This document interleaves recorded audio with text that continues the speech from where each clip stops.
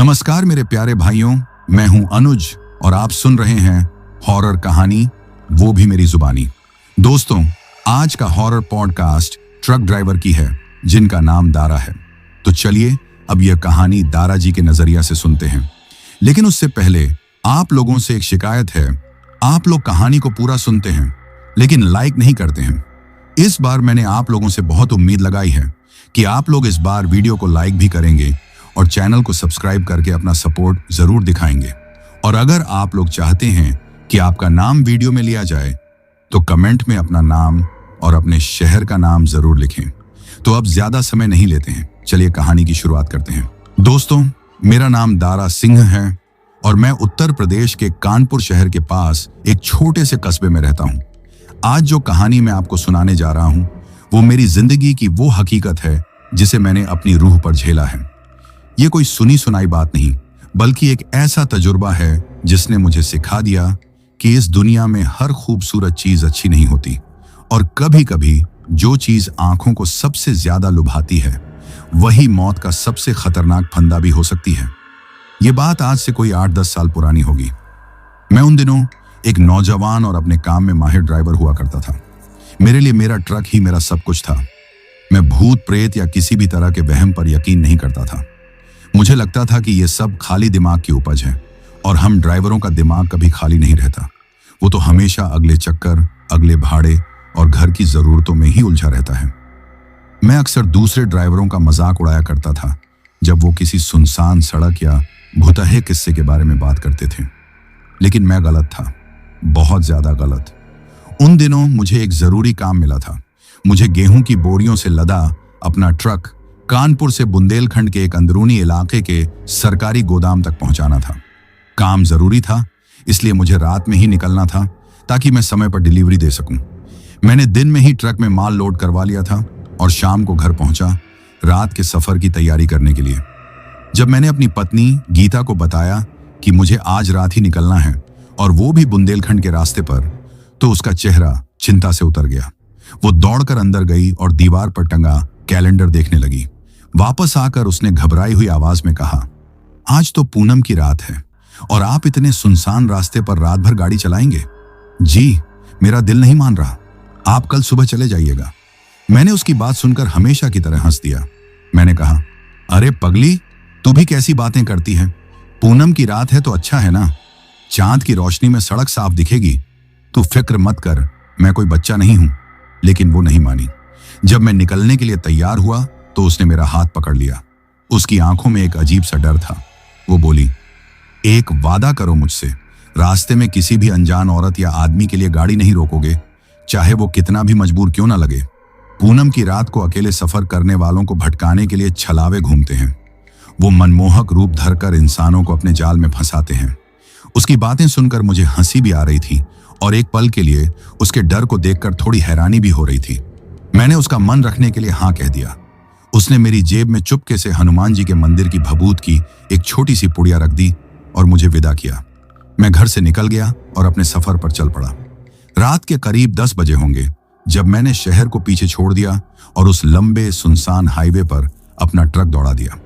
शुरू के कुछ घंटे सब कुछ ठीक ठाक रहा। मैं अपनी ही धुन में गाड़ी चला रहा था।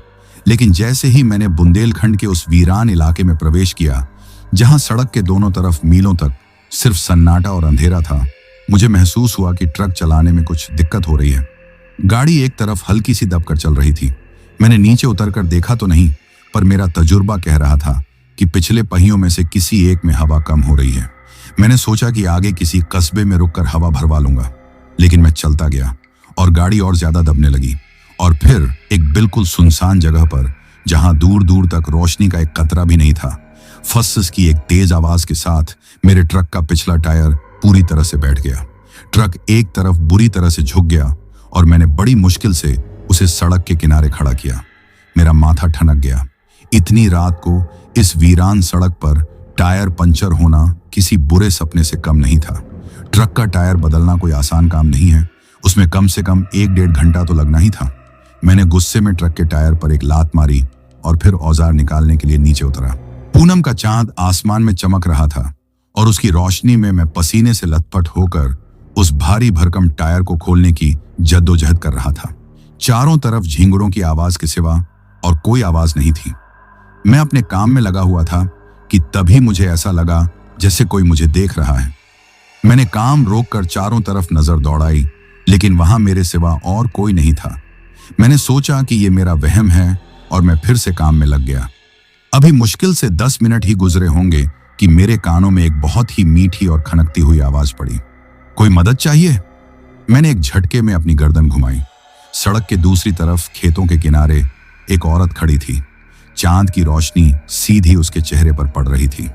दोस्तों, मैं आपको क्या बताऊं, मैंने अपनी जिंदगी में उतनी खूबसूरत औरत नहीं देखी थी। उसका रंग दूध की तरह सफेद, आंखें बड़ी बड़ी और नशीली, और उसके होंठों पर एक हल्की सी मुस्कान थी। उसने एक साधारण सी साड़ी पहनी हुई थी, लेकिन वो उसमें भी किसी अप्सरा जैसी लग रही थी। मैं उसे देखकर एक पल के लिए अपना सारा काम, अपनी सारी परेशानी भूल गया। मैं बस उसे देखता ही रह गया। वो धीरे धीरे चलकर सड़क पार करके मेरी तरफ आई। उसकी चाल में भी एक अजीब सी नजाकत थी। मेरे पास आकर वो बोली, बहुत देर से देख रही हूं, आप परेशान हो रहे हैं। इस वीरान जगह पर अकेले दिक्कत हो रही होगी। उसकी आवाज किसी शहद की तरह मीठी थी। मैं पूरी तरह से उसके जादू में खो चुका था। गीता की दी हुई चेतावनी मेरे दिमाग के किसी कोने में दबी रह गई।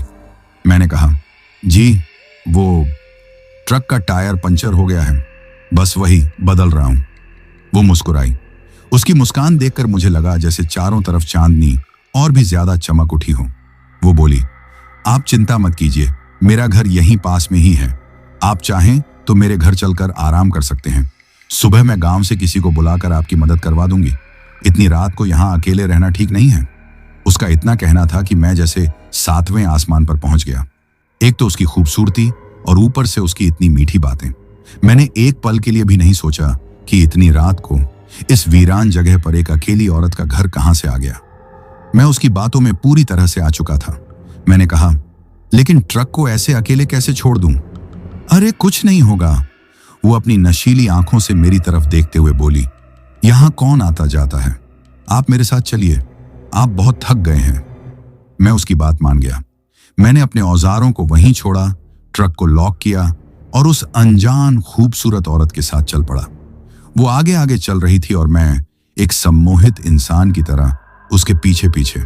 हम हाईवे को छोड़कर खेतों के बीच बनी एक पतली सी पगडंडी पर चलने लगे। मुझे उस वक्त जरा भी एहसास नहीं हुआ कि मैं किसी के घर आराम करने नहीं, बल्कि एक ऐसे जाल की तरफ बढ़ रहा हूं जिसे बहुत ही खूबसूरती से मेरे लिए बुना गया था। एक ऐसा जाल जहां से निकलना नामुमकिन था। दोस्तों, जैसा कि मैंने आपको बताया, मैं उस खूबसूरत और रहस्यमयी औरत के पीछे पीछे हाईवे को छोड़कर एक अनजान पगडंडी पर चल पड़ा था। मेरे ऊपर उसकी खूबसूरती का ऐसा जादू छाया हुआ था कि मैं अपनी सारी परेशानियां, अपना ट्रक और यहां तक कि अपनी पत्नी गीता की दी हुई चेतावनी भी सब कुछ भूल चुका था। मैं बस एक मंत्रमुग्ध इंसान की तरह उसके पीछे खींचा चला जा रहा था। वो पगडंडी, जो दूर से अंधेरी और डरावनी लग रही थी, पास आने पर उतनी भयानक नहीं थी। चांद की रोशनी पेड़ों से छन छन कर नीचे आ रही थी और रास्ता साफ दिखाई दे रहा था। हवा में अब भी वो मोगरे के फूलों की मीठी और नशीली खुशबू फैली हुई थी। हम मुश्किल से 5-7 मिनट ही चले होंगे कि वो पगडंडी एक छोटी सी खुली जगह पर जाकर खत्म हुई और वहां का नजारा देखकर मैं हैरान रह गया। उस वीरान बंजर इलाके के बीचों बीच एक बहुत ही सुंदर और छोटा सा घर बना हुआ था। वो कोई पक्का मकान नहीं था, बल्कि लकड़ी और मिट्टी का बना एक पुराना लेकिन बहुत ही अच्छी तरह से संभाल कर रखा हुआ घर था। घर के चारों ओर छोटे छोटे जंगली फूलों की क्यारियां थीं और एक छोटा सा आंगन था जिसे गोबर से लीपा गया था। घर के बरामदे में एक पुरानी आराम कुर्सी पड़ी थी और एक कोने में मिट्टी के घड़े रखे हुए थे। उस घर को देखकर ऐसा लग रहा था जैसे किसी ने बहुत ही प्यार और सुकून से उसे सजाया हो। मुझे बहुत हैरानी हुई कि इस सुनसान जगह पर इतना सुंदर घर कैसे हो सकता है, लेकिन उस औरत की मौजूदगी ने मेरे सारे सवालों पर पर्दा डाल दिया था। वो मुझे लेकर उस घर के दरवाजे पर पहुंची। उसने दरवाजा खोला और मुस्कुराते हुए अंदर आने का इशारा किया। मैं जैसे ही अंदर दाखिल हुआ, मुझे एक अजीब से सुकून और शांति का एहसास हुआ। घर अंदर से और भी ज्यादा खूबसूरत था। दीवारें साफ सुथरी थीं, जमीन पर एक दरी बिछी हुई थी और एक कोने में एक छोटा सा दिया जल रहा था, जिसकी रोशनी पूरे कमरे में एक पीला सुनहरी आभा फैला रही थी। उसने मुझे एक छोटी सी चारपाई पर बैठने को कहा अंदर गई और मिट्टी के एक गिलास में मेरे लिए ठंडा पानी लेकर आई। मैंने पानी पिया और दोस्तों, यकीन मानिए, मैंने अपनी जिंदगी में उतना मीठा और ठंडा पानी कभी नहीं पिया था।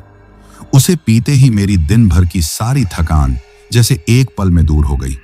मैं चारपाई पर बैठा उस घर को और उस औरत को देख रहा था। मैंने हिम्मत करके पूछा, आप यहाँ अकेली रहती हैं? वो मेरी तरफ देखकर फिर से मुस्कुराई। उसकी मुस्कान में एक अजीब सी उदासी थी।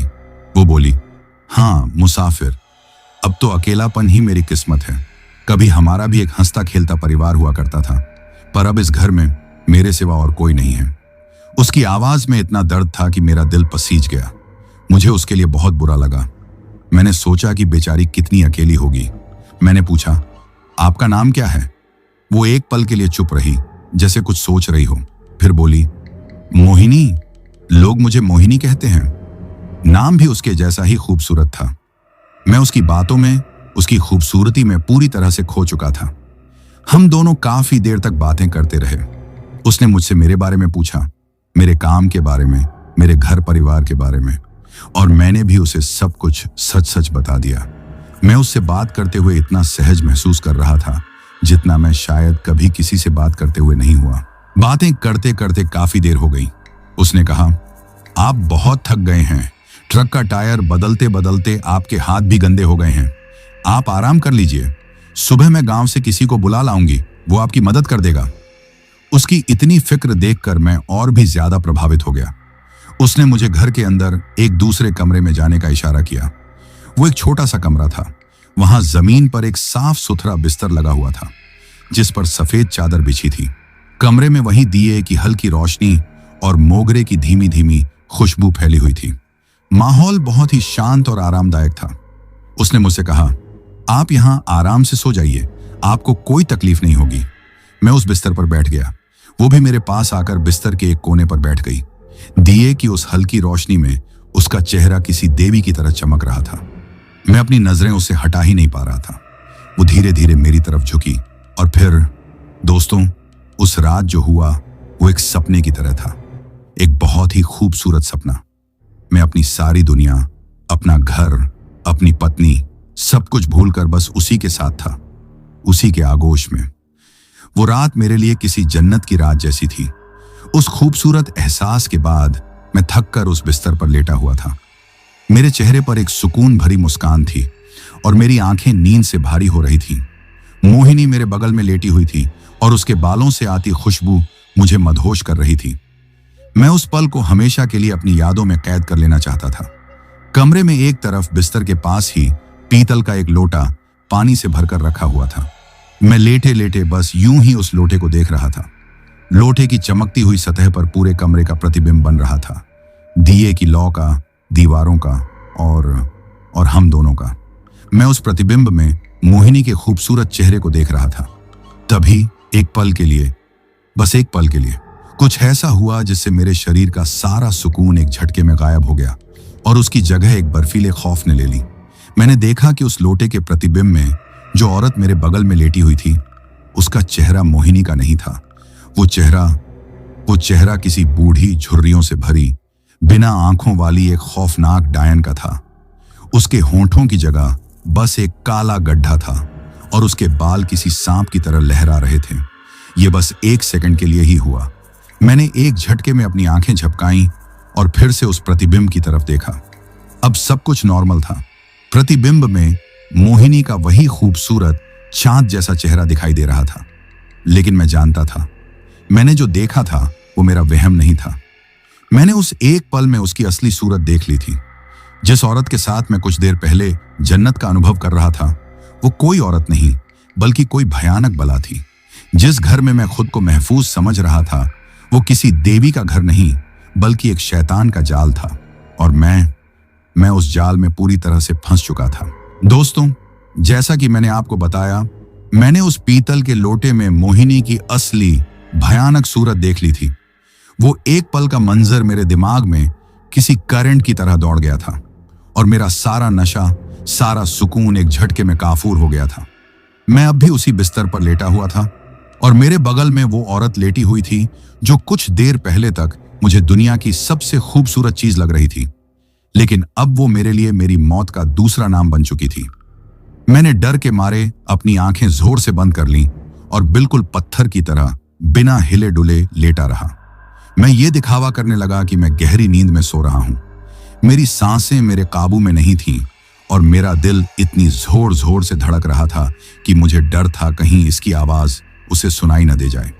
मैं बस एक ही प्रार्थना कर रहा था कि उसने मुझे अपना असली रूप देखते हुए न देखा हो और वो सुबह होने से पहले मुझे कोई नुकसान न पहुंचाए। मैं बहुत धीरे धीरे बिना कोई आवाज किए बिस्तर पर उससे दूर खिसकने की कोशिश करने लगा, लेकिन शायद वो कोई मामूली औरत नहीं थी जो मेरी इस चालाकी को समझ न पाती। वो एक शैतानी ताकत थी। जैसे ही मैं उससे कुछ इंच दूर हुआ, मुझे एहसास हुआ कि कमरे का माहौल बदल रहा है। वो जो मोगरे के फूलों की मीठी नशीली खुशबू अब तक कमरे में फैली हुई थी, वो अब धीरे धीरे एक सड़ी हुई मतली पैदा करने वाली बदबू में बदल रही थी। ऐसी बदबू जैसे कोई जानवर मरकर कहीं सड़ रहा हो या जैसे किसी गंदे तालाब की कीचड़ की बदबू होती है। कोने में जल रहे दिए की लौ जो अब तक शांति से जल रही थी, वो अब जोर जोर से फड़फड़ाने लगी थी, जिससे कमरे की दीवारों पर बनती परछाइयां किसी नाचते हुए दानव की तरह लग रही थी। तभी उसकी आवाज मेरे कानों में पड़ी, लेकिन इस बार उसकी आवाज में वो शहद जैसी मिठास नहीं थी। इस बार उसकी आवाज सूखी, ठंडी और किसी रेगिस्तान की रेत की तरह खुरदरी थी। क्या हुआ मुसाफिर, इतनी जल्दी नींद खुल गई? उसकी आवाज सुनते ही मेरी आंखें डर के मारे खुल गईं। मैंने उसकी तरफ देखा और जो मैंने देखा दोस्तों, वो मंजर मैं मरते दम तक नहीं भूल सकता। मेरे बगल में अब वो खूबसूरत मोहिनी नहीं लेटी थी। बिस्तर पर मेरे बगल में एक भयानक बूढ़ी चुड़ैल लेटी हुई थी। उसका चेहरा झुर्रियों से भरा हुआ था, चमड़ी लटक रही थी। उसकी आंखों की जगह बस दो काले अंधेरे गड्ढे थे। उसके होंठ काले पड़ चुके थे और जब वो बोली तो मुझे उसके मुंह में से झांकते हुए पीले नुकीले दांत दिखाई दिए। उसके लंबे खूबसूरत बाल अब सूखी घास का एक ढेर लग रहे थे और उसके सुंदर हाथ अब लंबे काले नाखूनों वाले पंजों में बदल चुके थे। वो धीरे धीरे बिस्तर पर उठकर बैठ गई और मेरी तरफ देखकर एक भयानक शैतानी हंसी हंसने लगी। पहचाना मुझे? वो अपनी उस कर्कश आवाज में बोली, मैं ही हूं तेरी मोहिनी। बहुत शौक था ना मेरी खूबसूरती देखने का? अब देख, जी भर के देख। मैं चीखना चाहता था, लेकिन मेरे गले से आवाज ही नहीं निकल रही थी। मेरा शरीर पूरी तरह से लकवाग्रस्त हो चुका था। मैं बस अपनी फटी हुई आंखों से उस भयानक बला को अपनी तरफ बढ़ते हुए देख रहा था। वो मेरे ऊपर झुकी, उसके मुंह से आती सड़ान से मेरा दम घुट रहा था। उसने अपना एक पंजा उठाया और मेरे सीने पर रख दिया। उसका हाथ बर्फ की तरह ठंडा और किसी पत्थर की तरह भारी था। मुझे ऐसा लगा जैसे किसी ने मेरे सीने पर 100 किलो का वजन रख दिया हो। मैं सांस भी नहीं ले पा रहा था। बड़े अरमानों से आया था मेरे पास। वो मेरे चेहरे पर अपनी बर्फीली सांसें छोड़ते हुए बोली, आज पूनम की रात है। हर पूनम को मुझे एक जवान जिस्म की जरूरत पड़ती है अपनी ताकत बढ़ाने के लिए, और आज मेरा भोजन तू बनेगा। मैं तेरा सारा खून, तेरी सारी जवानी पी जाऊंगी। इतना कहकर उसने अपना दूसरा पंजा उठाया और मेरे गले की तरफ बढ़ाने लगी। मैं जानता था कि अगर अब मैंने कुछ नहीं किया तो ये मेरे जिंदगी के वाकई आखिरी पल होंगे। मौत को इतने करीब देखकर न जाने कहां से मेरे अंदर लड़ने की एक आखिरी इच्छा जागी। मैंने अपने बेजान पड़े शरीर में अपनी पूरी ताकत झोंकी। जैसे ही उसका हाथ मेरे गले तक पहुंचा, मैंने अपने पैरों से उसे जोर से धक्का मारा। धक्का खाकर वो पीछे की तरफ गिरी, लेकिन उसका वजन इतना ज्यादा था कि उसे कोई खास असर नहीं हुआ। लेकिन मुझे कुछ सेकंड का मौका मिल गया। उसी कशमकश में मेरा हाथ मेरी कमीज की जेब पर गया। मुझे गीता की दी हुई वो भभूत की पुड़िया याद आई। वो चुड़ैल फिर से मेरी तरफ झपट रही थी। मैंने एक झटके में बिना सोचे समझे अपना हाथ अपनी जेब में डाला। पुड़िया मेरे हाथ में आ गई। मैंने उसे अपनी मुट्ठी में भींचा और जैसे ही वो मुझ पर दोबारा हमला करने के लिए पहुंची, मैंने वो पूरी की पूरी पुड़िया उसके भयानक चेहरे पर दे मारी। और दोस्तों, जैसे ही वो सफेद भभूत उसके चेहरे पर पड़ी, वो हुआ जिसकी मैंने कल्पना भी नहीं की थी। वो एक ऐसी दर्दनाक और गगनभेदी चीख के साथ पीछे हटी जैसे किसी ने उसके चेहरे पर खौलता हुआ तेजाब फेंक दिया हो। उसके चेहरे से धुआं निकलने लगा। जिस जिस जगह पर वो भभूत पड़ी थी, उसकी वो गली हुई चमड़ी जलने लगी थी। वो पागलों की तरह अपने चेहरे को अपने पंजों से नोचने लगी और दर्द से तड़पने लगी। मुझे मौका मिल गया था। मैं एक पल भी नहीं रुका। मैं बिस्तर से कूदा और सीधा कमरे के दरवाजे की तरफ भागा। और जैसे ही मैं कमरे से बाहर निकला, वो खूबसूरत घर, वो आरामदायक बिस्तर, वो सब एक पल में गायब हो गया। मैं अब किसी सुंदर घर में नहीं, बल्कि उसी जले हुए टूटे फूटे खंडहर में खड़ा था जिसे मैंने दूर से देखा था। चारों तरफ धूल, जाले और टूटी हुई लकड़ियां पड़ी थीं। मैं समझ गया था, वो सब एक धोखा था, एक जाल था, एक छलावा था। मेरे पीछे उस कमरे के अंधेरे से अब भी उस चुड़ैल की दर्द और गुस्से से भरी हुई चीखें आ रही थीं। मैं जानता था कि वो भभूत का असर ज्यादा देर नहीं रहेगा। मुझे यहां से भागना होगा। मैं उस खंडहर के टूटे हुए दरवाजे से बाहर की तरफ भागा, वापस उस अंधेरी रात में उस अनजान पगडंडी पर अपनी जान बचाने के लिए। दोस्तों, जैसा कि मैंने आपको बताया, मैं उस भुतहे खंडहर से अपनी जान बचाकर बाहर की तरफ भागा था और मेरे पीछे उस चुड़ैल की दर्द और गुस्से से भरी हुई चीखें गूंज रही थीं। मैं भाग नहीं रहा था, मैं बस अपने शरीर को अंधेरे में आगे की तरफ फेंक रहा था।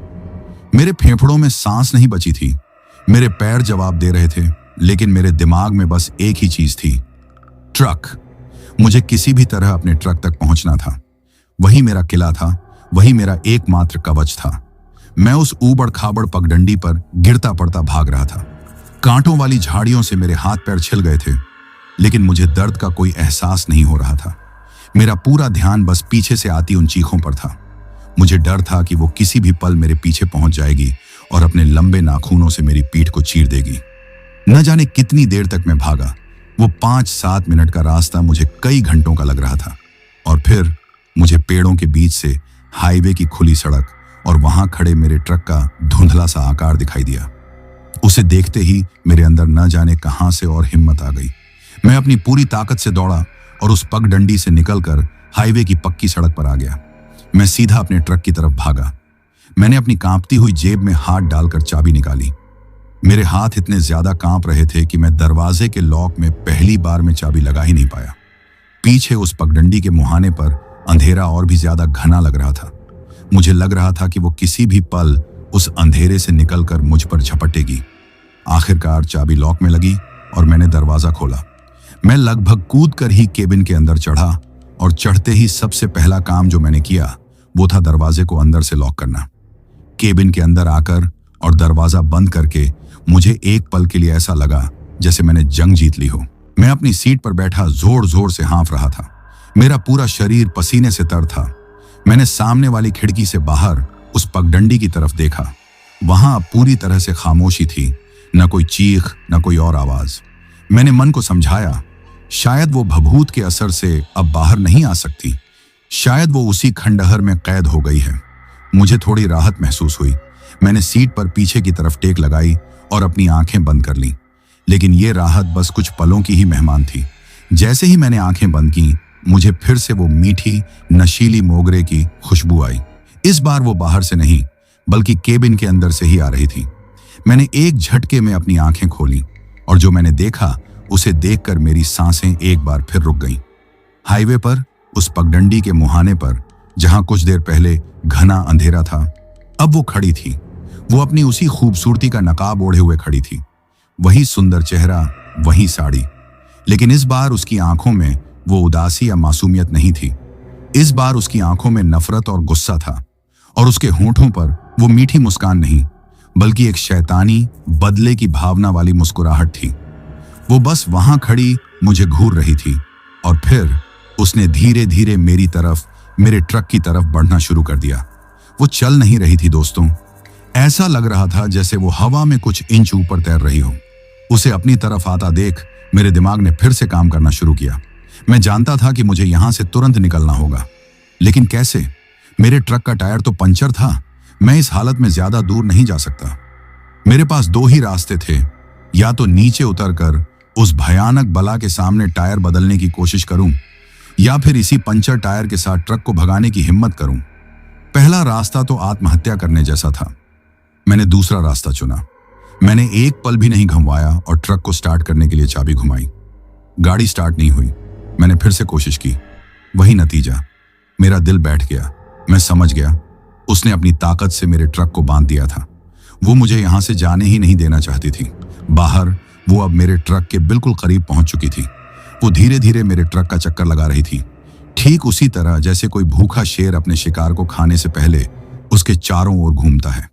मैं पागलों की तरह बार बार चाबी घुमाए जा रहा था और साथ ही मुंह से हनुमान चालीसा बुदबुदा रहा था, जय हनुमान ज्ञान गुण सागर। वो अब घूमकर मेरे ड्राइवर साइड वाली खिड़की के ठीक बाहर आकर खड़ी हो गई। मेरा और उसका फासला बस एक कांच के शीशे का था। उसने अपना चेहरा शीशे के बिल्कुल पास लगा दिया। मैं उसकी काली गहरी आंखों में झांक सकता था, जिनमें कोई पुतली नहीं थी, बस अथाह अंधेरा था। उसने अपनी उंगली से शीशे पर खटखटाया, टक टक, और फिर वो मुस्कुराई और अपनी उस खुरदरी मर्दानी आवाज में बोली, अब कहां जाएगा ड्राइवर। उसकी आवाज सुनते ही मैंने डर और गुस्से में अपनी आखिरी उम्मीद के तौर पर पूरी ताकत से एक बार फिर चाबी घुमा दी और इस बार एक भयानक अप्राकृतिक दहाड़ के साथ ट्रक स्टार्ट हो गया। वो भी चौंकी। उसे शायद उम्मीद नहीं थी कि गाड़ी स्टार्ट हो जाएगी। मुझे एक मौका मिला था।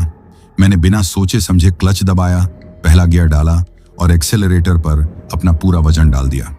ट्रक एक जोरदार झटके के साथ अपने पंचर टायर पर लंगड़ाता हुआ आगे की तरफ बढ़ा। जैसे ही ट्रक आगे बढ़ा, उस चुड़ैल ने गुस्से में एक भयानक चीख मारी और अपने लंबे नुकीले नाखूनों से मेरी खिड़की के शीशे पर हमला कर दिया। की आवाज के साथ शीशे पर लंबी लंबी दरारें पड़ गईं, लेकिन तब तक मैं ट्रक को आगे बढ़ा चुका था। मैं उस लंगड़ाते हुए ट्रक को हाईवे पर भगा रहा था। गाड़ी बुरी तरह से हिल रही थी और उसे काबू में रखना बहुत मुश्किल हो रहा था। मैंने रियर व्यू मिरर में देखा, वो अब भी वहीं खड़ी थी और गुस्से में जमीन पर पैर पटक रही थी। मैं बच गया था, या शायद मुझे ऐसा लग रहा था, क्योंकि मैं ये नहीं जानता था कि मैं उस पंचर टायर के साथ उस वीरान हाईवे पर आखिर कितनी दूर तक भाग पाऊंगा। दोस्तों, जैसा कि मैंने अंत में बताया, मैं अपने ट्रक को एक फटे हुए टायर के साथ उस शैतानी औरत से दूर भगाए जा रहा था। मेरे कानों में अब भी उस चुड़ैल की गुस्से भरी चीख और मेरे ट्रक के शीशे पर उसके नाखूनों की खरोंच की आवाज गूंज रही थी। ट्रक बुरी तरह से लंगड़ा रहा था और उसे सड़क पर सीधा रखना भी एक जंग लड़ने जैसा था। हर पल ऐसा लग रहा था कि गाड़ी का संतुलन बिगड़ेगा और वो सड़क के किनारे किसी पेड़ से जा टकराएगी या खाई में जा गिरेगी। मैं बार बार रियर व्यू मिरर में पीछे की तरफ देख रहा था। मुझे दूर दूर तक वो औरत या उसकी लाल आंखें नजर नहीं आ रही थी। एक पल के लिए मेरे मन में आया कि शायद वो अब पीछे रह गई है, शायद वो उस ढाबे के इलाके से बाहर नहीं आ सकती।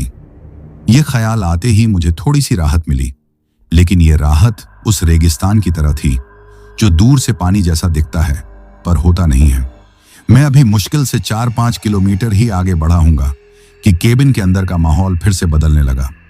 वही जानी पहचानी मीठी और नशीली मोगरे के फूलों की खुशबू फिर से मेरे नथुनों से टकराई। इस बार वो और भी ज्यादा तेज थी, जैसे किसी ने मेरे केबिन में ही इत्र की पूरी शीशी उड़ेल दी हो। मैं समझ गया, वो गई नहीं है, वो अब भी मेरे साथ है, मेरे आसपास है, हवा में एक जहर की तरह घुल चुकी है। मेरा दिल फिर से जोर जोर से धड़कने लगा। मैंने डर को भगाने के लिए सोचा कि रेडियो चला लेता हूं, शायद गानों की आवाज में मेरा ध्यान बढ़ जाए। मैंने कांपते हुए हाथों से रेडियो का बटन दबाया।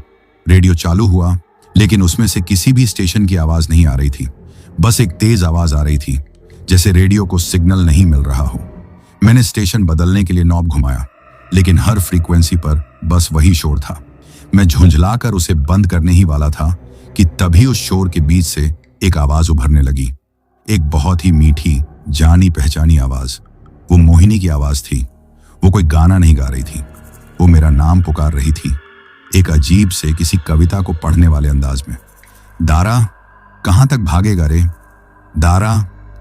उसकी आवाज उस रेडियो के स्पीकर से ऐसे निकल रही थी जैसे वो मेरे ठीक बगल में बैठी हो।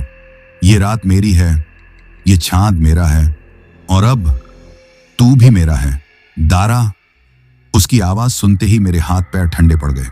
मैंने गुस्से और डर में एक जोरदार घूंसा उस पुराने रेडियो पर दे मारा। खट की आवाज के साथ रेडियो टूट गया और उसकी आवाज बंद हो गई। लेकिन अब मुझे यकीन हो गया था, मैं उससे भाग नहीं सकता। वो कोई जिस्मानी चीज नहीं है जिसे मैं पीछे छोड़ दूं। वो एक हवा है, एक एहसास है, एक ऐसी बला है जो अपनी मर्जी से कहीं भी आ जा सकती है। मैं अब पूरी तरह से हताश हो चुका था।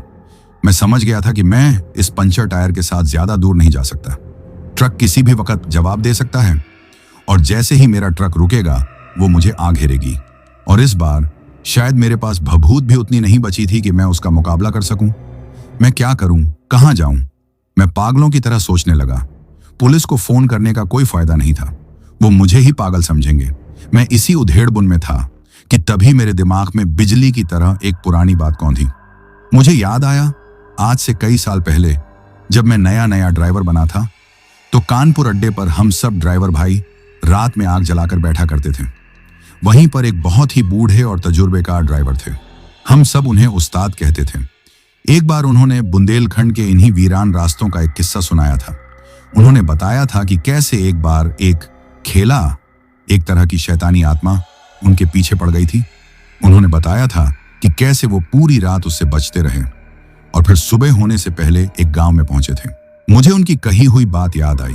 उन्होंने कहा था, अगर इन रास्तों पर कभी ऐसी किसी चीज से सामना हो जाए तो हिम्मत मत हारना। यहां पास में ही गढ़कुंडार का एक पुराना किला है। किले के पास एक छोटा सा गांव है जहां एक बहुत पहुंचे हुए बाबा रहते हैं। वो इन चीजों के जानकार हैं। बस किसी तरह उन तक पहुंच जाना, तुम्हारी जान बच जाएगी। गढ़कुंडार, ये नाम मेरे दिमाग में किसी उम्मीद की किरण की तरह चमका। मैंने कभी उस जगह का नाम नहीं सुना था, लेकिन उस बूढ़े उस्ताद की बात मुझे सच्ची लग रही थी। मेरे पास अब यही एक आखिरी रास्ता बचा था, लेकिन मैं वहां पहुंचूं कैसे? मुझे रास्ता नहीं पता था। मैंने तुरंत अपना फोन निकाला। मेरे पास कंपनी के मालिक शुक्ला जी का नंबर तो नहीं था, पर मैनेजर का नंबर था। मैंने कांपते हुए उनका नंबर मिलाया। मुझे नहीं पता था कि मैं उनसे क्या कहूंगा, लेकिन मुझे मदद चाहिए थी। 2-3 घंटे जाने के बाद उन्होंने फोन उठाया। हाँ दारा, बोल, पहुंच गया क्या माल लेकर? नहीं मैनेजर साहब, मैं घबराई हुई आवाज में बोला। साहब, गाड़ी का टायर पंचर हो गया है और मैं बुंदेलखंड में एक सुनसान जगह पर फंस गया हूं। मैंने उन्हें चुड़ैल के बारे में कुछ नहीं बताया। क्या टायर पंचर हो गया? वो झुंझलाकर बोले। तो स्टेपनी नहीं है क्या? बदल ले उसे। साहब, रात बहुत हो गई है और जगह बिल्कुल वीरान है। मैं अकेला हूं, डर लग रहा है। साहब, क्या आप पता कर सकते हैं कि यहां पास में गढ़कुंडार नाम की कोई जगह है? गढ़कुंडार? उन्होंने हैरानी से पूछा। हाँ, सुना तो है। एक पुराना खंडहर किला है वहां। पर तू वहां क्या करेगा? साहब, बस आप मुझे वहां का रास्ता बता दीजिए या किसी का नंबर दे दीजिए जो मुझे वहां तक पहुंचने में मदद कर सके। मैं सुबह होते ही टायर बदल लूंगा। मैं लगभग गिड़गिड़ा रहा था। शायद मेरी आवाज में जो घबराहट थी उसे उन्होंने महसूस कर लिया। वो कुछ देर चुप रहे, फिर बोले, ठीक है, रुक, मैं पता करके बताता हूं। उन्होंने फोन काट दिया। वो 5 मिनट मेरे लिए 5 सदियों के बराबर थे। मैं लंगड़ाते हुए ट्रक को धीरे धीरे आगे बढ़ाता रहा और बार बार अपने फोन की स्क्रीन को देखता रहा। और फिर मेरे फोन पर एक मैसेज आया। उसमें गढ़कुंडार के किले तक जाने वाले रास्ते का एक कच्चा सा नक्शा था और नीचे एक नाम और नंबर लिखा था, पंडित राम भरोसे, हनुमान मंदिर। मेरे अंदर एक नई जान आ गई। मुझे मेरी मंजिल मिल गई थी। मुझे नहीं पता था कि मैं वहां तक पहुंच पाऊंगा या नहीं, लेकिन अब मैं अंधेरे में नहीं भाग रहा था। मेरे पास एक नाम था, एक पता था, एक उम्मीद थी। मैंने उस पते को अपनी आंखों में बसा लिया और अपने लंगड़ाते हुए ट्रक को उस नई अनजान मंजिल की तरफ मोड़ दिया। दोस्तों, जैसा कि मैंने अंत में बताया, मेरे मोबाइल में अब एक मंजिल का पता था, गढ़कुंडार का हनुमान मंदिर। मेरे पास एक नाम था, पंडित राम भरोसे, और मेरे दिल में उस बूढ़े उस्ताद की बात से एक हल्की सी उम्मीद की किरण जगी थी। मैं अब अंधेरे में नहीं भाग रहा था। मैं अपनी जान बचाने के लिए एक तय रास्ते पर बढ़ रहा था। मैंने मैनेजर के भेजे हुए नक्शे को ध्यान से देखा। मुझे हाईवे को छोड़कर एक दूसरे और भी ज्यादा संकरे और पुराने रास्ते पर मुड़ना था। मेरा ट्रक पहले ही एक टायर पर लंगड़ा रहा था और इस नए रास्ते पर उसे चलाना और भी ज्यादा खतरनाक था। लेकिन मेरे पास और कोई चारा भी नहीं था। मैंने ट्रक को उस कच्चे रास्ते पर मोड़ दिया। वो रास्ता हाईवे से भी ज्यादा वीरान था। सड़क टूटी फूटी थी और दोनों तरफ कंटीली झाड़ियों और अनजाने पेड़ों का घना जंगल था। चांद की रोशनी भी अब पेड़ों के पत्तों से छनकर मुश्किल से ही जमीन तक पहुंच पा रही थी। मेरे ट्रक की हेडलाइट ही थी जो उस अंधेरे को चीर रही थी। मैं बहुत ही धीमी रफ्तार से हिचकोले खाते हुए ट्रक को आगे बढ़ा रहा था। मेरे कान पूरी तरह से चौकन्ने थे। मुझे डर था कि वो चुड़ैल फिर से ना आ जाए, और मेरा डर सही साबित हुआ। मैं अभी उस रास्ते पर मुश्किल से 5 से 6 किलोमीटर ही अंदर गया होऊंगा कि मुझे फिर से वही मोगरे की मीठी जानलेवा खुशबू महसूस हुई। मैं समझ गया, वो आ गई है। वो मेरा पीछा करते हुए यहां तक पहुंच गई है। मैंने घबराकर चारों तरफ देखा, लेकिन मुझे कोई दिखाई नहीं दिया। पर मुझे यह साफ महसूस हो रहा था कि वो यहीं कहीं है, मेरे आसपास इन पेड़ों के अंधेरे में छिपी हुई। तभी मेरे ट्रक की हेडलाइट की रोशनी में मुझे सामने सड़क पर एक बड़ा सा पेड़ गिरा हुआ दिखाई दिया। रास्ता पूरी तरह से बंद था। मैंने एक झटके में ब्रेक लगाए। मेरा दिल बैठ गया। मैं समझ गया, ये उसी का काम है। उसने मेरा रास्ता रोक दिया है। मैं घबराहट में सोचने लगा कि अब क्या करूं। क्या मुझे ट्रक को मोड़कर वापस हाईवे पर जाना होगा? मैं यही सोच रहा था कि मैंने हिम्मत करके एक नजर फिर से उस गिरे हुए पेड़ की तरफ देखा और मेरी आंखें हैरानी से फटी रह गईं। वहां कोई पेड़ नहीं था। सड़क बिल्कुल साफ थी। यह उसका एक धोखा था, एक छलावा था, मुझे डराकर रोकने की एक चाल थी। मैं समझ गया कि वो अब मुझसे दिमागी खेल खेल रही है। वो मुझे इतना डरा देना चाहती है कि मैं खुद ही कोई गलती करूं और किसी हादसे का शिकार हो जाऊं। मैंने हनुमान जी का नाम लिया और ट्रक को फिर से आगे बढ़ाया। लेकिन अब मेरा डर और भी बढ़ गया था। मुझे नहीं पता था कि आगे सड़क पर दिखने वाली कौन सी चीज असली है और कौन सा धोखा। कुछ दूर आगे जाने पर मुझे सामने से एक दूसरे ट्रक की तेज हेडलाइट आती हुई दिखाई दी। वो ट्रक बहुत तेजी से मेरी ही लेन में मेरी तरफ आ रहा था। मैं घबरा गया और उसे बचाने के लिए मैंने अपना ट्रक कच्चे में उतार दिया। लेकिन जैसे ही वो ट्रक मेरे बगल से गुजरा, वो हवा में किसी धुएं की तरह गायब हो गया। वो भी एक छलावा था। मैं बड़ी मुश्किल से अपने ट्रक को वापस सड़क पर लाया। अब वो मेरे साथ बहुत ही खतरनाक खेल खेल रही थी। वो बार बार मेरे सामने आकर गायब हो जाती, कभी एक औरत के रूप में, कभी किसी जानवर के रूप में। मैं पागलों की तरह गाड़ी चला रहा था और फिर उसने सीधा हमला करना शुरू कर दिया। मेरे ट्रक पर अचानक से पत्थर बरसने लगे। बड़े बड़े पत्थर न जाने कहां से आकर मेरे ट्रक की बॉडी और सामने वाले शीशे पर लग रहे थे। सामने का शीशा, जिसमें पहले से ही दरारें थीं, वो अब और भी ज्यादा चटक गया। मैं जानता था कि यह पत्थर कोई इंसान नहीं फेंक रहा। मैं उस वीरान जंगल में अकेला था। ये उसी चुड़ैल का काम था। वो अब किसी भी कीमत पर मुझे उस मंदिर तक पहुंचने नहीं देना चाहती थी। मेरा ट्रक, जो पहले ही एक टायर पर लंगड़ा रहा था, अब इन हमलों से और भी ज्यादा खराब होता जा रहा था।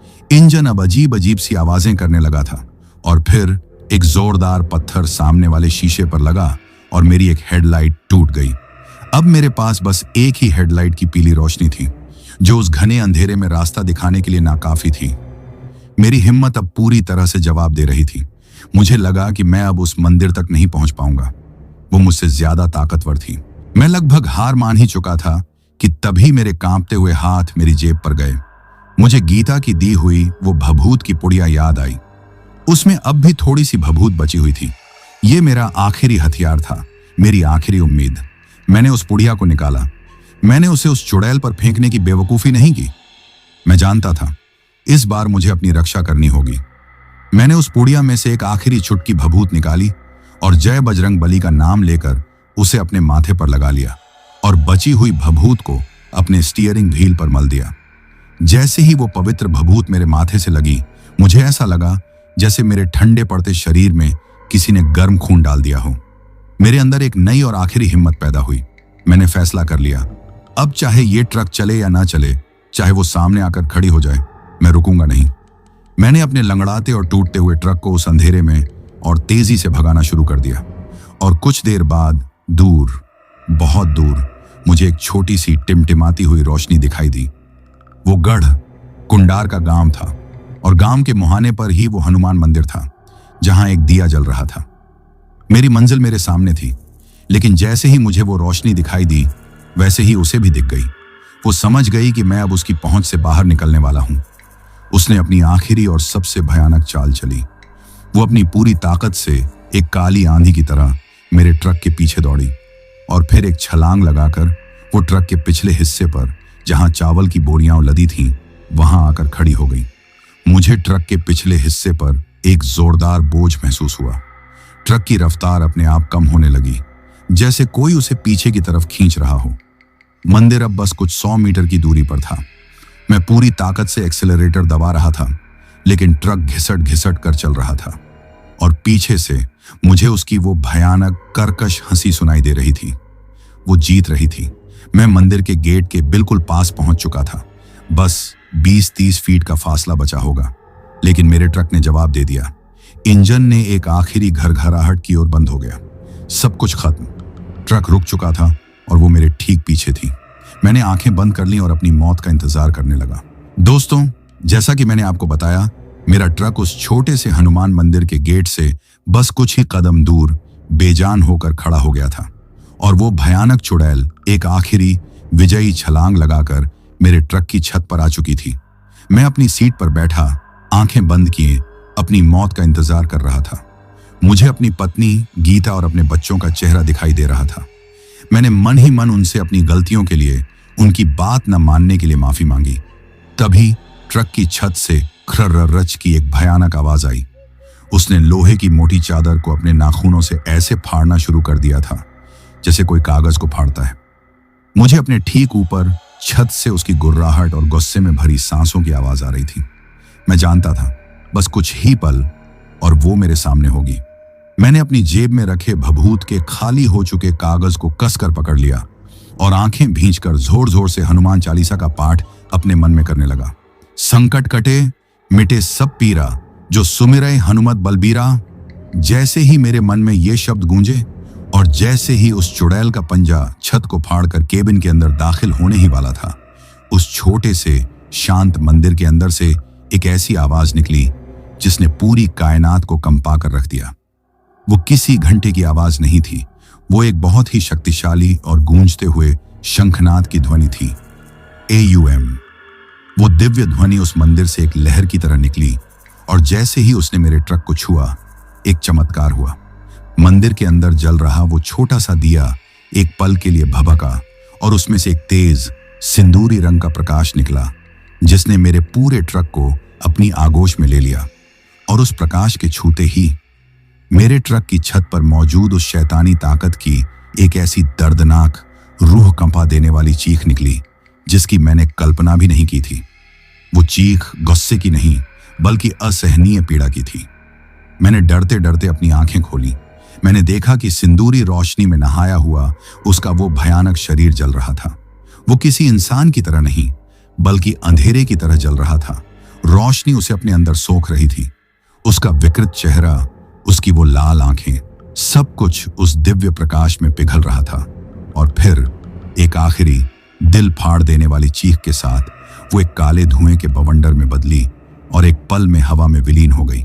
सब कुछ शांत हो गया। शंख की वो दिव्य ध्वनि बंद हो चुकी थी।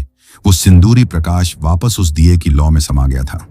बाहर अब सिर्फ पूनम के चांद की शांत रोशनी थी और हवा में अगरबत्ती और कपूर की एक पवित्र महक फैली हुई थी।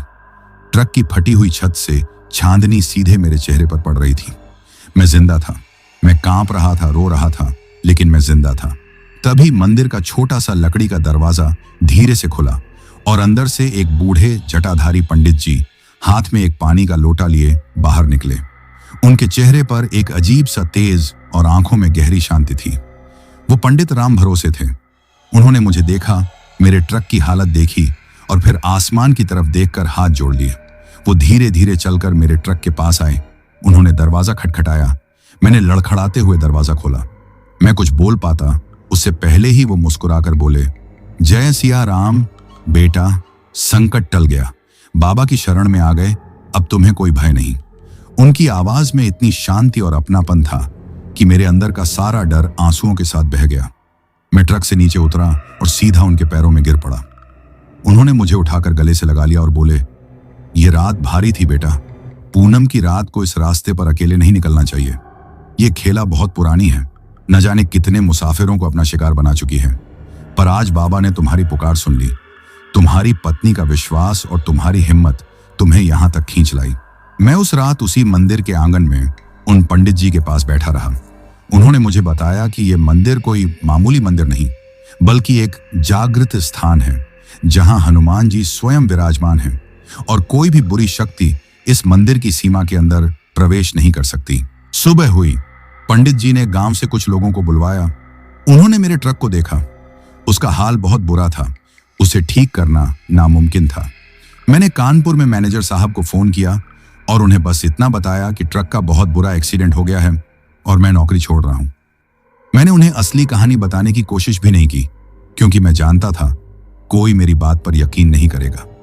कुछ दिनों बाद मैं जैसे तैसे करके वापस कानपुर अपने घर पहुंचा। गीता मुझे दरवाजे पर देखते ही मुझसे लिपट कर ऐसे रोई जैसे उसे सब कुछ पता हो। मैंने उस दिन फैसला कर लिया कि मैं अब कभी ट्रक नहीं चलाऊंगा। दोस्तों, आज मैं कानपुर में ही एक छोटी सी किराने की दुकान चलाता हूं। मैं अपनी जिंदगी से, अपनी छोटी सी दुनिया से बहुत खुश हूं। लेकिन आज भी जब कभी पूनम का चांद आसमान में पूरा चमकता है तो मुझे वो रात याद आ जाती है। मुझे वो वीरान हाईवे, वो सुंदर छलावा और उसकी वो भयानक हंसी याद आ जाती है। अब मैं किसी का मजाक नहीं उड़ाता। अब मैं जानता हूं कि दुनिया में कुछ ऐसी चीजें हैं जो हमारी समझ और विज्ञान से परे हैं, और उन चीजों से हमें हमारा विश्वास ही बचा सकता है। उस रात अगर मेरी पत्नी ने मेरी जेब में वो भभूत की पुड़िया न रखी होती, या अगर मेरे मन में उस बूढ़े उस्ताद की बताई हुई बात की उम्मीद न होती, तो शायद आज मैं आपको ये कहानी सुनाने के लिए जिंदा ना होता। वो एक छुटकी राख और एक दिए की लौ, बस इन्हीं दो चीजों ने उस रात मुझे एक भयानक मौत के मुंह से बाहर निकाला था।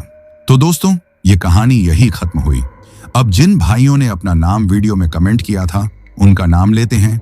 लकी कुशवाहा भाई बदरवास से, सलीम पीर मोहम्मद भाई राजस्थान भीलवाड़ा से, सतीश पाठक भाई अमरावती महाराष्ट्र से, तुम्पा शाह जी कोलकाता से, राहुल सोनी भाई गाजियाबाद से, कुणाल शर्मा भाई इंडिया से, सचिन भाई श्रीनगर गढ़वाल उत्तराखंड से, मंजीत गुप्ता भाई बड्डका रामदिहारा से, अजय कुमार भाई अंबिकापुर से, सुनीता प्रवाजी असम सेवा सागर से, दादा साहेब भाई महाराष्ट्र से, दिव्यांग वाग्या भाई मुंबई से, विनोद भाई इंदौर से, आस्तिक पटेल, दिव्या पटेल और दिशिता पटेल इंदौर मध्य प्रदेश से, राम भाई भगवानपुरा बुलंदशहर से, सुमन लामा जी नेपाल से, राहुल भाई न्यू दिल्ली से, सचिन कुमार भाई हरिद्वार उत्तराखंड से, आदिल भाई अहमदाबाद से, अशोक कुमार तिवारी, सरूपम तिवारी, शाश्वत तिवारी और आरना तिवारी लखनऊ से, अवैस भाई लाहौर पाकिस्तान से, सुमित्रा बारीक जी कोलकाता से,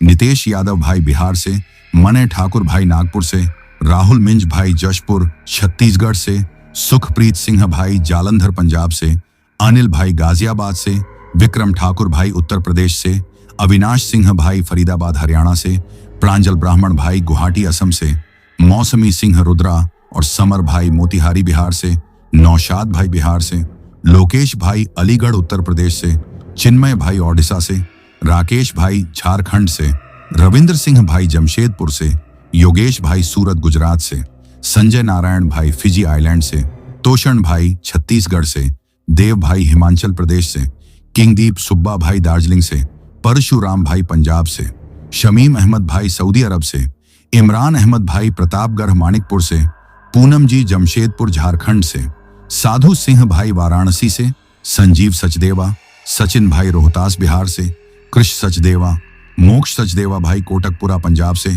नरेंद्र भाई गौरीपुर उत्तर प्रदेश से, सुशांत भाई काठमांडू नेपाल से, सपना देपा जी हल्द्वानी से, सुनील दास भाई रांची झारखंड से, पंकज कुमार भाई पटियाला पंजाब से, विनोद भाई चेन्नई से, निमिषा जी मुंबई से, गोविंदा जाटव भाई दिल्ली से, ललिता कावरे जी खामगांव महाराष्ट्र से, विजय कावरे भाई खामगांव महाराष्ट्र से, राहुल सिंह तंवर भाई भिवानी से, राजीव कुमार नायक भाई रायरंगापुर ओडिशा से, बाबू मंडल भाई राउरकेला से, चंद्रशेखर भाई नागपुर से, धनेश्वर शिंदे भाई पुणे महाराष्ट्र से, प्रेम भाई सिक्किम से, राजीव शर्मा भाई मध्य प्रदेश रेवा से, योगेश भाई हिमाचल प्रदेश शिमला से, नरपत राव भाई राजस्थान से, किशन सिंह भाई गोरखपुर से, अनिल चौहान भाई सिवान बिहार से, गौतम भाई औरैया उत्तर प्रदेश से, अतिश मेश्राम भाई नागपुर महाराष्ट्र से, राहुल भाई चंडीगढ़ से, असफाक भाई नयापुरा से, ड्राकेट भाई ओडिशा से, ताज वली खान और मुस्तफा खान भाई यूनाइटेड किंगडम से, देवा भाई वाणखिद्दे यथोमाल से, कुंती दास जी झारखंड से, रविंद्र भाई आगरा से, मजीद भाई मालदीव से, राशिद खान भाई फैजाबाद से, शिवा केवट भाई राजस्थान से, सानिया जी इंडिया से, दीप सैनी भाई खरार पंजाब से, अंबुज मिश्रा भाई नोएडा से, धीरेन्द्र पाल भाई लखीमपुर खीरी से, नितिन वर्मा भाई दिल्ली से, दिनेश चौहान भाई बुरहानपुर मध्य प्रदेश से, अब्दुल भाई आंध्र प्रदेश से, अरविंद कुमार भाई दिल्ली से, मनाश्विनी पांडा भाई अरुणाचल प्रदेश से, जोशीम भाई वेस्ट बंगाल से, राणू गिरी जी दुबई से, गुलाब सिंह भाई भोपाल से, करण सुनवार भाई नेपाल से, रेज्यूम कमकी भाई अरुणाचल प्रदेश से, आलोक कुमार भाई दिल्ली से, अभिषेक श्रीवास्तव भाई आगरा से, रवि त्रिपाठी भाई लखनऊ से, बाबू मोनी जी असम गोहपुर से, मोड़ा सीर भाई रांची से, संगीत जी भानपुरा दिल्ली से, पटेल जसवंत भाई सूरत से, आशिक भाई जोधपुर राजस्थान से, समीर अहमद भाई सऊदी अरब से, रितेश कुमार भाई उत्तर प्रदेश से, आदित्य भाई सतारा से, रवि कुमार भाई यमुनानगर हरियाणा से, साहिल मारू भाई सूरत गुजरात से, सुनील बस्तोला भाई ऑस्ट्रेलिया से, वरुण भाई फरीदाबाद से, दानिश खान भाई औरंगाबाद से, सुनील नालावादे भाई मुंबई ईस्ट से, मिहिर और भाव्या अहमदाबाद गुजरात से, अविनाश भाई सतना से, अनीता शर्मा जी गुजरात अहमदाबाद से, विनोद गुरुंग भाई दुबई से, संजय भाई अंसोल से, रिमो भाई ओडिशा से, सफदर अब्बास भाई रावलपिंडी पाकिस्तान से, जुनैद भाई नासिक से, सुरेश राठौर बलोत्रा भाई राजस्थान से, अभिषेक सुबेदी भाई झापा नेपाल से, शिव महाकाल भाई न्यू दिल्ली से, रवि कुमार भाई कर्नाटक से, वशीम भाई कश्मीर से, यूसुफ शाह भाई लाहौर पाकिस्तान से, शिशपाल यादव भाई इटावा से, महबूब आलम भाई दिल्ली गाजियाबाद से, संदीप भाई खुशीनगर से, बुद्धा राय भाई नेपाल से, अंजार भाई पश्चिम बंगाल से, मुस्कान जी हिमाचल प्रदेश से, अनीता जी दवाइयां से, शिवराज कीर भाई जयपुर से, अवनीत जानवी मानसी जालंधर पंजाब से, सरिता जी मध्य प्रदेश से, पूरन चंद्र बलोत्रा भाई राजस्थान से, नवनीत रैना भाई गाजियाबाद से। और जिन भाइयों ने अपना नाम कमेंट किया है लेकिन उनका नाम वीडियो में नहीं लिया गया है, तो भाइयों आप लोग टेंशन ना लें, आप लोगों का नाम अगली वीडियो में जरूर लिया जाएगा। और अगर आप लोग भी चाहते हैं कि आपका नाम वीडियो में लिया जाए तो अपना नाम और अपने शहर का नाम वीडियो में कमेंट करें। अगर आपको यह कहानी पसंद आई हो तो वीडियो को लाइक करें और चैनल को सब्सक्राइब करें ताकि और भी डरावनी कहानियां आप तक पहुंच सकें। कहानी को अंत तक सुनने के लिए दिल से धन्यवाद दोस्तों। आज के लिए बस इतना ही, मिलते हैं जल्द ही कुछ नई कहानियों के साथ। तब तक के लिए अपना ध्यान रखिए।